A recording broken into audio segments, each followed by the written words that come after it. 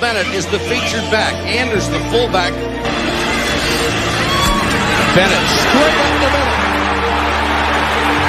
Donnell Bennett to the Raider 36.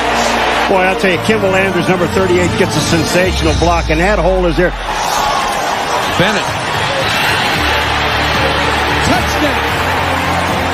Donnell Bennett, second effort, gets in for 12-yard touchdown, 21-3. Remember when it was a grinded-out offense that Kansas City had? Kimble Anders, touchdown. Kimble Anders, touchdown Chiefs. Second touchdown for Kimble Anders. Third down and 7 from the 45.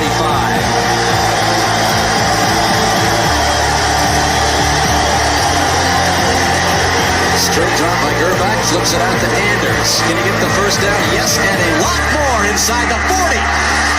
He's got one man to beat, veers across the right side, and Kimble Anders stretches for the touchdown. 55 yards.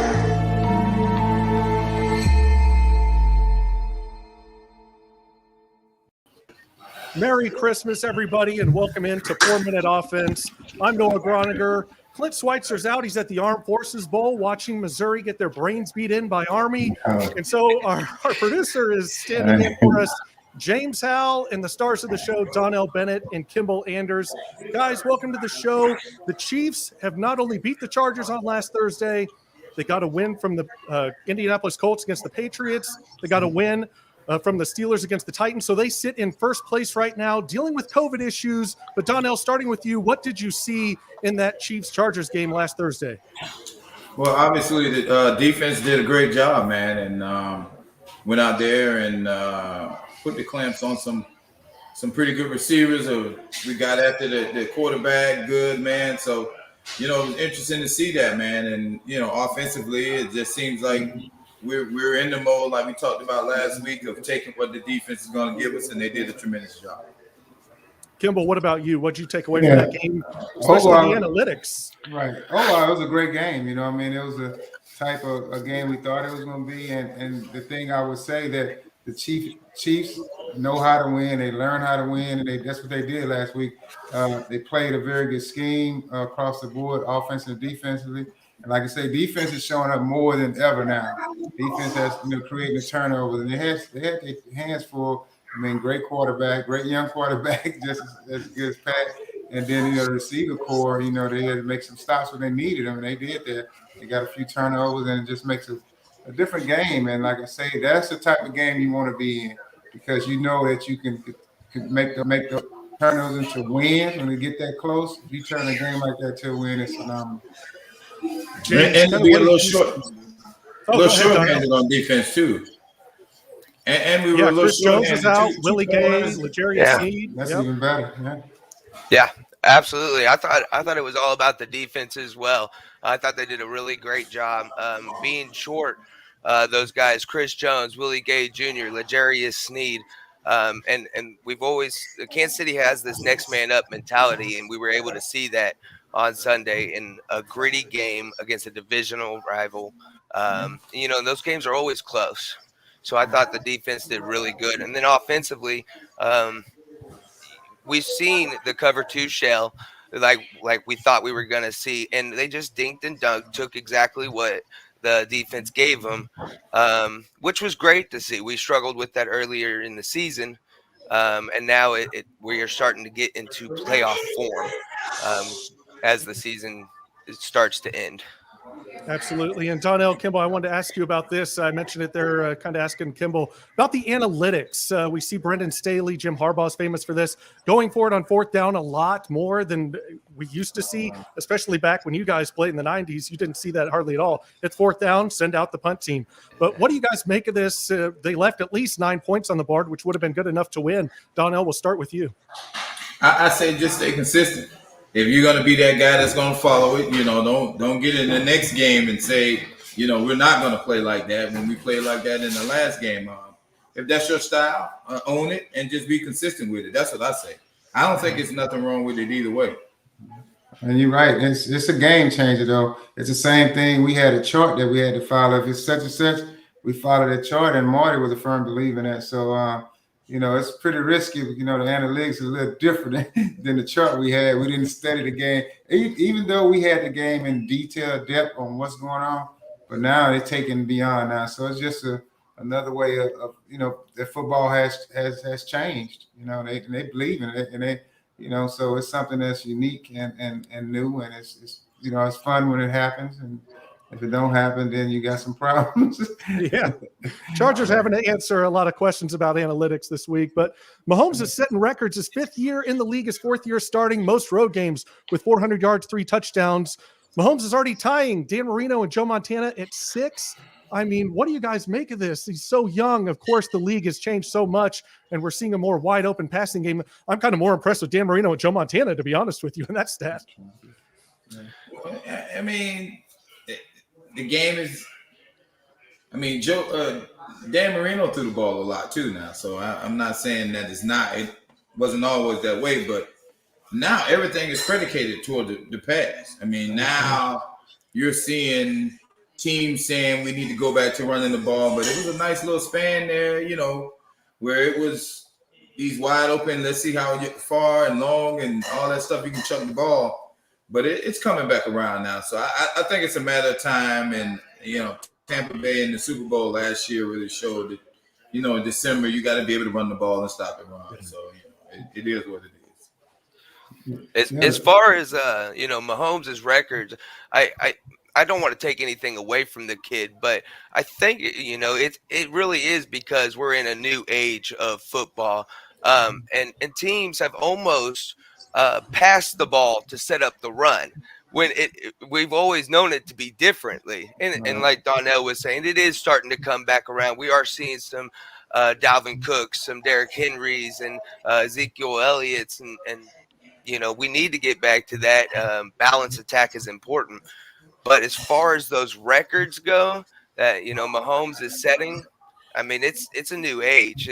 He just happened to take off in the height of the passing age. So that's time. And timing is right. I mean, right now at every level, you pass first and you run in second. Everybody want to pass. They believe. I mean, it's kind of disturbing at times though, because you're on the 1 yard line. You need 1 yard, and you can't go get one by just going up the middle. You try to throw a quick slant, quick whatever. But again, like we all know, it's a passing league now, and it's more of highlighted now than it was before. And and like I say, when they execute the play, it works, and they don't. It's a big problem. And I know the Chiefs found themselves behind in that game, but I mean, you're not going to win many games. I know they're on a 7-game win streak, but Kimble mentioned it. You got to run the football in December and January as you get into the playoffs. The Chiefs' leading rusher was Clyde Edwards-Helaire with 32 yards. Also, Patrick Mahomes with 32 yards. I mean, that's just not good enough to get it. That's not going to get it done down the stretch. Andy Reid, we know he doesn't like to stick with that run game. But Donnell, what do you think when you hear those numbers? Patrick Mahomes, Clyde Edwards-Helaire, your leading rushers at 32 yards. Well, I mean, Kimble said every week. Kimble says that every week we gotta run the ball. We gotta find creative ways to run the ball. I mean, that's what has to happen. I mean, we gotta create space with motion, shifts, whatever we gotta do to get stretch, and we did that a couple years ago. So I know we have it in the repertoire. So we just got to be diligent enough to pull it out and trust it. Yeah, Kimble, I kind of wanted to go to you with that, especially the lack of a fullback. The Chiefs do carry one, Michael Burton, but in this wide open passing game, we've kind of lost the fullback, which kind of lends to being harder to run the football, especially in that short yardage goal line package. Right. And, like I said, I'm sure Coach got a lot of tools in his box. And I guess the way and it's again, so one thing that I don't know, and we can talk about it, but the way he have his offense set up and how he use it, he feel more comfortable doing it, obviously, because there's a reason why he don't have two backs out there all the time, or even on short yardage, goal line, things in that situation. But, hopefully he can balance it off, though. That's the biggest thing that, from a perspective, what I see, and a lot of people think that he should be able to run the ball a little more effectively because, having a running back, to me, you got 3 good, solid running backs that can, get in and get it done. you put them in a rotation and get some yards per game, at least up in that 100 area, not 32 yards per game. Because like I say, at some point that's going to come back and haunt you. So, hopefully he just continued to work on the things that they're doing and getting better, whether it's running the ball, passing the ball. Absolutely. We can hope that. But go into the Steelers game. As of right now, it's still scheduled for Sunday. We're waiting to see if it gets moved to Monday or Tuesday. We've had some COVID issues. And James, I kind of want to go to you here. Looking at the COVID list, obviously Chris Jones was last week. Hopefully he can come back. The big names that stand out, Travis Kelce, Travarius Ward, Tyreek Hill, Harrison Butker, who's not vaccinated, so he's definitely out. So Elliott Fry will be taking his place. He's been in the league several years. I'm not really sure how we feel about another kicker coming in here with the name Elliott.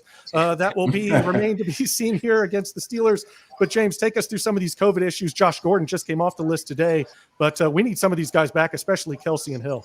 Yeah, and that's some of the good news is one that we didn't have any more positive tests today, and then we did start to see Josh Gordon came back, Willie Gay Jr. came back, and some of these guys. Now we don't know which ones are vaccinated and which ones aren't unless they've made it public themselves. But some of these guys are going to be eligible.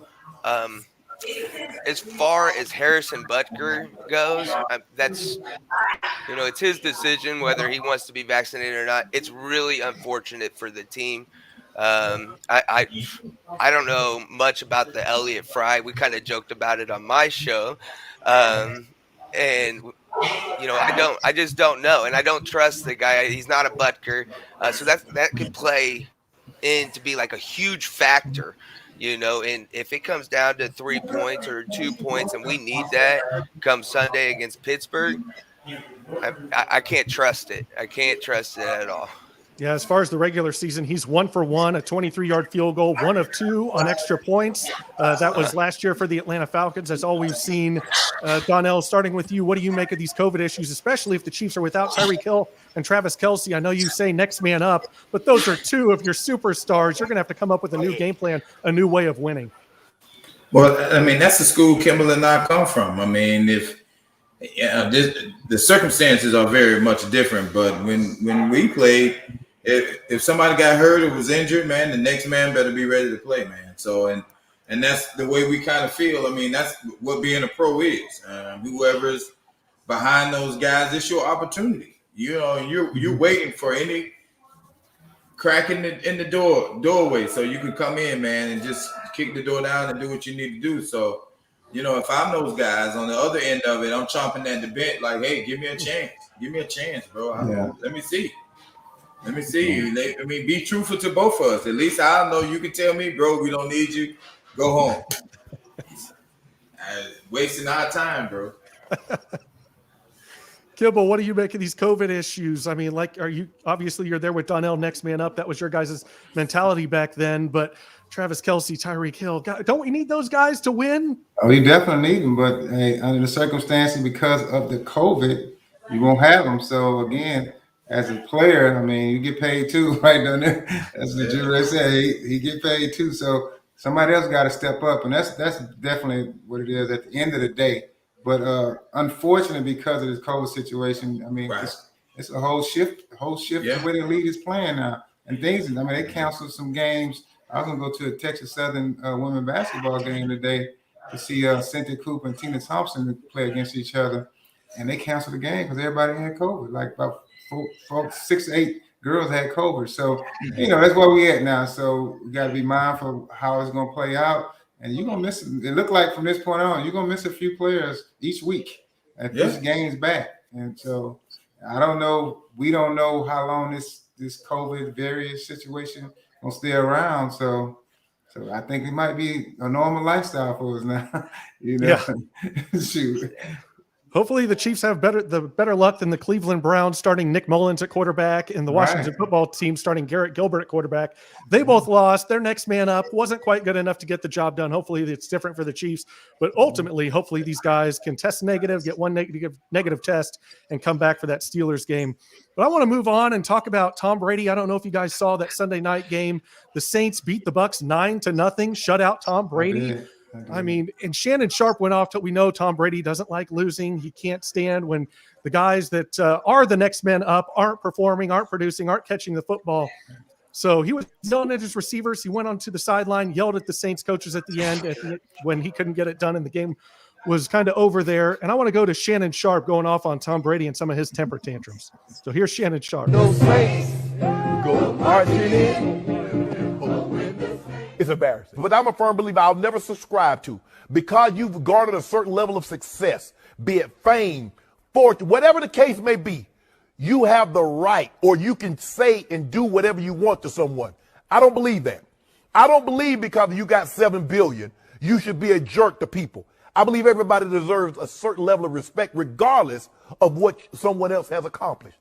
Because Tom Brady has 7 Super Bowls, it doesn't give him a right to act the way that he does. And for him to go to the opposing team's sideline and yell at the head coach, tell him to go you-know-what himself is unacceptable. If he real about that, that's what he should have showed to Cam Jordan. When Cam Jordan decided, he should have got him and said, Cam, you know what, do that. Yeah. That's what he should have told Davenport. Why you telling the coach that ain't got no helmet and pads on to bust you up? Did you see him getting on the receivers last night? Come on, guy, catch the ball. Come on, let's go. It's good again. So there's Shannon Sharp, as only Shannon Sharp can do. He is. But Kimble, starting with you, just kind of what do you make of Tom Brady and some of his tantrums that he's had? I know in the Super Bowl, if he doesn't respect the quarterback and he loses like a Nick Foles, he won't go shake his hand after the game. I tell you what, he's a very competitive person, and obviously he hates losing. Obviously, but being a pro, I mean, you got to handle it different way, you know. With the status and the things he's done over the years, obviously it's something very high that he accomplished. As a pro, as a man, the way we try to do it in a more respectful way. So at the same time, that's who he is, and he's been that way for a while. And so it's one of those situations, you know who he is. You know what I mean? Everybody know what he's about and how he's going to treat people. And that's with the good. You just take the good with the bad. So. But I tell you what, I do respect the guy because he is a very competitive nature guy. And unfortunately, when he have his tantrum, I don't think that's cool to do, you know, but that's him. And to be fair, we've heard the other side of the coin, teammates, guys he's played with, from the top of the roster all the way down to the bottom, number 53 practice squad. He treats them all the same. He's a good dude. But, man, in those moments when he loses, you need some sportsmanship, some graciousness. We just can't find that with Tom. What do you say, Donnell? Listen, man, just like Kim will say, man, the dude wants to win at all costs. And I know how he feels, man, to sit there and knowing that you have an opportunity to capture something and you just can't quite catch it. It's tough, man. It's tough. And it brings, you know, that's why they say you measure a man where he stands in face of adversity. So that's why I think he gets so much of the accolades, because there's only a few opportunities for you to see that side of him. Every other time you see him, you see the other successes that he's come back from those moments. So, like let's see what happens this Sunday or whenever the next time they play. I got a question for you, Donnell. Have you ever cried behind a game? Oh, yeah. Bro, I've never cried behind a game. Yeah. I've never in high school, college, little league. Never cried, and we lost. Like I say, you know, obviously the Chiefs. But I was gonna say Lynn Elliott. We didn't cry. I didn't cry. I didn't cry. Excuse me for not understanding the question right. I didn't cry because of the loss of the game. I've had some emotional moments where loved ones that passed, and I was playing. Okay. And was because of losing a game. I'm talking about because of losing a game. Yeah, no, I've never, because I've always given my 100%. Yeah. So I always believe in somebody got to win, somebody gonna lose, and you got to learn how to lose. You got to learn how to be a gracious loser just as much as you have to be a winner. Now it's gonna hurt. Don't get me wrong. I was hurt behind losing, and I don't like to lose either. But 9 times out of 10, you got to do one another. So, and you're not gonna win them all either. So, so I learned what my point I was getting to. Basically, I learned how to, and that's one of the things: learning how to win and learn how to even take defeat, and because you got to go through both of them to get to the ultimate goal. You know, and you got to be able to handle both situations. You can't act one way with one situation, act the other way with the other one. I mean, that's just a little lesson for the kids, like, because it's just a game. At the end of the day, it's truly just a game. Now, all the people could talk and they got their bets, they got everything going on, but the guys out there playing that, they got to understand it's a game and somebody got to lose.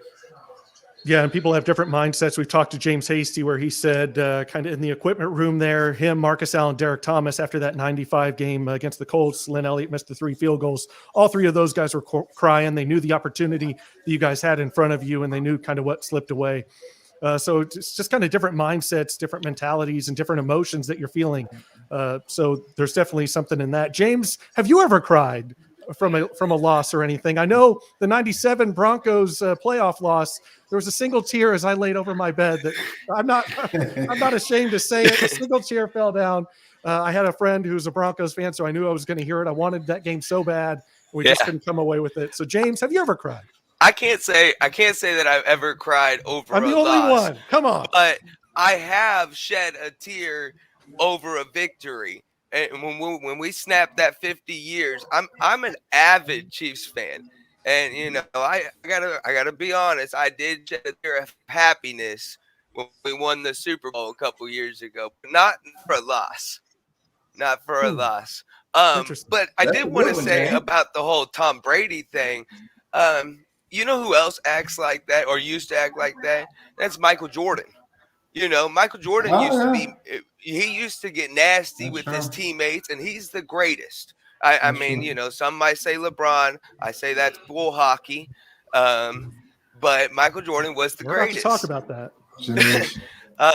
As far as kind of the way he acts and being a pro, you know, you're in the spotlight. And this to Shannon Sharp's, you know, Shannon said it. It's embarrassing. You know, don't act like that. You're throwing a temper tantrum. You're throwing tablets on the field, and there's kids that are watching. You know, this is you know, you're supposed to be a role model, and that sense of entitlement, I don't enjoy seeing it. I'll tell you that. I think it's bull hockey as well. So I'm just going to come out and you also got to look at it from the standpoint of, like, I mean, we all do that. Everybody on this feed. It just so happened that the camera is on him to see when he's at quote unquote one of the lowest moments of his life. So you can't, you know, take the human element away from it. I mean, for sure. Yeah, he shouldn't have done it in the real world, but in real life, that's every last one of us. If you're gonna say that you don't feel like that at some point, you're not a competitor. But it just so happened, like we always say, the eye in the sky don't lie. You know, when you have that eye on you, you know, it's gonna get the good and the bad sometimes, and that's why it's very, very important to know the character of the person instead of, you know, going off of what you see. So. And just kind of end that conversation. So, and that's a question too. Like the best players, their standards are so high. Like you mentioned Jordan, and Jordan did a lot of stuff. I used to hear about Jordan a lot too. When Ron Harper was playing with us, they tell you about stories about Jordan. It was amazing. But they are so competitive, like you say. It's just, and it irks them when people can't do what they do. They want you to make sure you're doing everything that you possibly can. When it don't happen, they feel some type of way. And it's just, and I was kind of what I was thinking about was saying some of the best players are some of the most arrogant buttholes. You know what I mean? They're some of the best players that ever done it. You could name all of them. The Ali's, I mean, they was humble in their way, but at the same time, that attitude that they have towards the game and the way they want to win. I guess it's just top shelf, you know what I mean? And they have had some success. So yeah, for sure. I wanted to pose a question to you guys. Is Tom Brady the GOAT? Is anybody the GOAT? Is anybody the greatest of all time? Or do we need to kind of parcel this off into eras? Joe Montana was the GOAT of his era. Tom Brady's the GOAT of his era. Because I have a picture here. I mean, Tom Brady gets the advantage of not being able to crush the quarterback like you could in the days of a Lawrence Taylor and Derek Thomas, Reggie White, and all the rules that go against the defense and the defensive backs. So what would Tom Brady have been? What would he have done? Would he still be producing at this age of 44 going on 45? If this is what he saw, the likes of Bruce Smith and Reggie White and Warren Sapp, Ronnie Lott, I mean, would he be the GOAT back then? I say you never know. It's unfortunate. You just got to play with it, but you never know. I say this. They predicted. I say he is the greatest because he's the most accomplished. He got the most Super Bowl. But there's a very large argument about who's the best. Because there's some dudes that were very, very talented throwing the football. But I say you got to give him the greatest because he's accomplished the most. That's true, but the era, though. So like one thing I disagree with is the era that he's playing in. When back when Jordan was playing in, the quarterback was getting killed. They had, it was just different. The game was different. Right now, the game is set up for passing. This game is set up to. And I'm gonna say this: it's soft. The game is set up soft. They don't practice like we practice every day back in the days. So the era. So that's why I'd rather like even Jordan era. LeBron. He's probably gonna accomplish more than him because he got a chance to play 15, 20 years now. So he's gonna probably have all the records too. You know what I mean? But I don't think he's gonna be now. And that's another thing. If you break all of the records, but you don't win a Super Bowl or don't have a lot of success on the field, does that make you the best?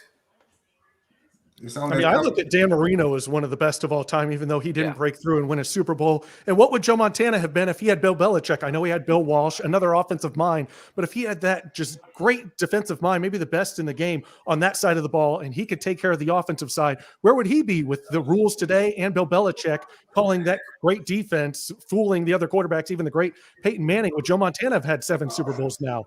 So I look at it in eras. Joe Montana was the greatest of his era. Tom Brady's the greatest of his.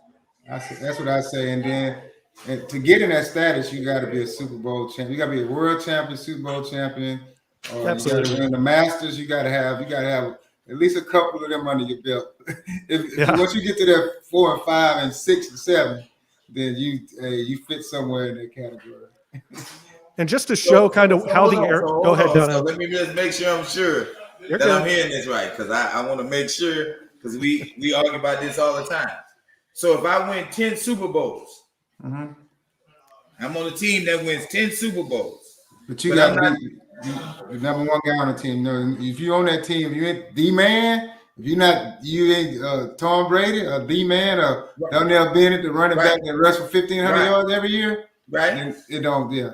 So but if I don't break no records and I win because I'm throwing a bubble screen and the dude taking it 100 yards. Because he's just the best player on the field. No, we're not talking about that. That's what I'm saying. So you can't put it in that category, though. But you gotta have some numbers. So statistics. You gotta be that guy that rushed for 1,700 yards every year and 13, 1,200 yards for 10 years. You gotta be that guy. 28, 30 touchdowns. You gotta be that guy. And winning the Super Bowl. So if I am that guy, I'm leading in every category. Right. But I lose. I done went to every Super Bowl and I done lost in the Super Bowl. I can't be the greatest then. Nope. It's tough. Joe Montana's career got cut short because of the era he played in. Leonard Marshall just drilled him in the back. He had the back injury. That's why they were debating. That's why they traded him to Kansas City. They had Steve Young waiting in the wings. So there's a lot that goes into this, but I just think you got to parcel it out by eras, especially in football and even with basketball. We're talking about Jordan and LeBron. It's such a different game. The physicality, and now it's just a bunch of jacking up threes, thanks to Steph Curry. But what do you think the people that grew up 10 and 15 and 20 years before Jordan era said? They probably say Bill Russell back then. Yeah, they probably say Bill Russell. Yeah, the 11 championships, and for sure. Yeah. So that's why I say era. That's why I think it's an era situation. Yeah. Yeah. And just to kind of get people familiar with how the game has changed and just kind of the mindset, the different mindset that you guys had and the guys in the 80s had, we're going to go to this special fun clip of Lyle Alzado being kind of crazy and off the wall. So let's go to Lyle Alzado. That's going to be a good one. It is. People can portray me any way they want because I don't give a damn. I am what I am. And until those people touch me close enough, they'll never know what I am. If they want to see me in this interview or in a newspaper article and say, what's the matter with this guy? Let them say it. But don't you analyze me and don't you tell me what I am until you get close enough to understand what I am. Then you can make an analysis of me. But don't you dare do it until that. And anybody who tells me that they go out there to have fun playing football, they're a liar. Because this game isn't fun. This game is a war. And I don't particularly think there's a person on this earth that can kick my ass. What about Chris Ward? What happened? I don't like Chris Ward. He's a big mouth. He's a hot dog. He runs his mouth. And if I had a chance to have him swallow his helmet, I'd have done it. Okay. I love that at the end. Okay. Hey, that's WWE right there, boy. But we played against what's your boy name in Minnesota, Kimble? John Randall. John Oh Randall. my goodness! He was different. He was a scary dude. Every play, bro. That face paint down both sides, that was scary stuff, man. Just watching that of Lyle Alzado, I was scared. Just like, oh, geez Louise. Yeah, I think I was right on the cusp of that. Like I didn't like when I first got to Kansas City, we ran ISO a lot. But probably by the time, second, third, we weren't running it as much. We always ran lead and power. That was still in the staple. But when I first got there, 12 and 13 ISO was and wham. Where we had to go block the defensive tackle. Defensive, nose guard tackle. Yes, Big bro. Cortez Kennedy coming at you. Yes. Like when I first got in the league, that's what it was, bro. It wasn't, and we're 5 yards deep in the backfield and 3 yards in 3-point stand. 5 yards behind the defense, and it's come on, we coming in here. We gonna see you coming out of here alive. Like I'm not. Like you couldn't be faint of heart. When I first got there, I'm like, that's why I keep saying that about Kimble. Like I'm like, bro, now you sure you gonna be able to go up in there and do this? Doing it once or twice, okay, whatever. But bro, you keep going up in there and you hitting the dude. What you say, Kimble? We run 60 plays on offense. 15 of them some type of lead play where you going up there and you thump. Lead of power, yeah. That's rough, bro. Yeah, and that's when the fullback was a full-time fullback too. And our game was running. We was pretty. I think we were scared to pass most of the time because we didn't have at that time what they got now. They got a lot of receivers. They got the speed. They got the tight end, which we had a lot of that. I don't think we just ever had like this speed receiver like a Tyreek Hill or something like that on our team. So, but we wasn't in that era either. The offense was still the West Coast offense was a little more wide open than when I first got there. Offense Marty Schottenheimer had with Christian Okoye and Barry Word. That was gruesome down there. The two big boys, they was going in. You could hear the sideline when somebody hit them. Ow! You can hear they pass pop from way up in the stand. Like, wow. That's what I'm saying, man. Like, so I ain't really see it. But watching Kimble, bro, like I couldn't believe it. And even when we were there, like it was Kimble, T. Rich, and myself. Like we can kind of, it ain't too much loss if either one of us are in there. But then before I got there, Kimble, who else played fullback with you? Bill Jones and that's right. I forgot about that. Todd McNair. Todd was the third down slash. Yeah, Bill Jones did it all. Swiss Army knife. Yeah. Yeah, and Sack and Coach Sack. Yeah, I forgot about that. Coach Sack. Coach Sack was pretty tough too, man. Oh man, yeah, he was tough, man. He was like sneaky, like old man type. Old man strong. He gonna hit you in your mouth, bro. I hit me in my mouth. Well, guys, we're heading into the Christmas season here. Just a couple days away is Christmas Eve and Christmas. You guys played on Christmas Eve a couple times. 94, Donnell, your rookie year, and then 95. We're going to go to this first one in 94. You guys go out to Los Angeles to take on the Raiders, and Jeff Hostetler gets knocked out. So I'm not sure it was a very Merry Christmas for him. But let's go to this Christmas Eve game, Chiefs at Raiders. And Raider fans coming dressed in all shapes, sizes. That's part of the jury pool. Joe was there as well. Joe Montana, first quarter. He has his best receivers back and healthy and open. Willie Davis, first series, 47 yards, and the Chiefs lead it 7-0, much to the chagrin of Art Shell.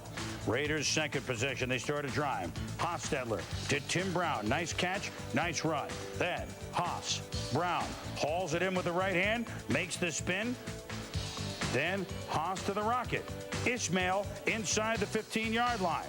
But on 3rd and goal from the 2, Hostetler, what? The lateral to Harvey Williams. They're fortunate that Harvey recovers it, Tommy. Yeah, Derek Thomas gets the penetration here from the outside, gets Hostetler everything except the right arm, and then Haas chooses to throw the ball wildly back.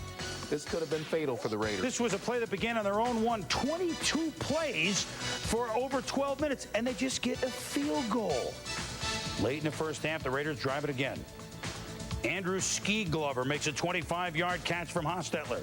Then Haas to Tim Brown for 13 yards. Right before the end of the half with 12 seconds to go, they figure let's get it a little closer for Jeff Jager. Mistake.